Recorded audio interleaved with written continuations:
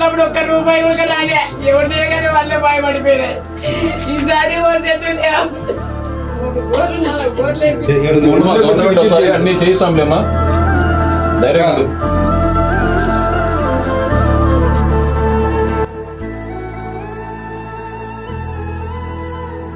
ఎన్ని లక్షలు నష్టం? ఒక 15 లక్షల కల్లా అమ్ముతుంటాం. ఒక సంవత్సరం ఊరికి సాకల్లా శివాలు 5 రోజులు ఎత్తకొచ్చినారు.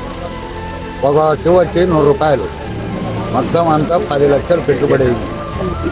అది వచ్చింటే ఇంకా 15 లక్షల కల్లా పెట్టుబడి, ఇప్పుడు 10 లక్షలు పెట్టుబడి. అదేమీ తిరిగా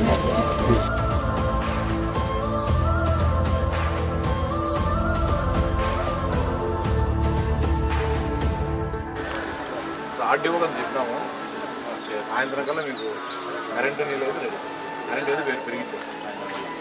అందరూ కూడా చాలా మంది రైతులు ఈరోజు చెప్పేది ఏమంటే పార్నపల్లి కానీ, లేకుంటే తాతిరెడ్డిపల్లె కానీ, చెర్లోపల్లి కానీ, కోమన్నూతలు కానీ, అనంతపురం జిల్లాకు సంబంధించిన నేర్జాంపల్లె కానీ రేపో ఎల్లుండో అంత కాయ పక్వానికి వచ్చింది.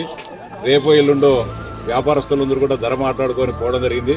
ధర కూడా గత 10 రోజులు ఉండే ధర 20,000 రూపాయలు ఉంటే ఇప్పుడు ధర 7,000 నుంచి 12,000 కంటే కాయ క్వాలిటీని బట్టి ఉండడం జరిగింది.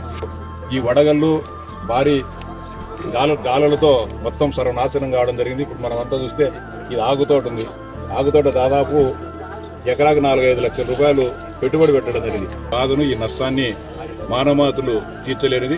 రైతులంతా కూడా ధైర్యంగా ఉండాలా.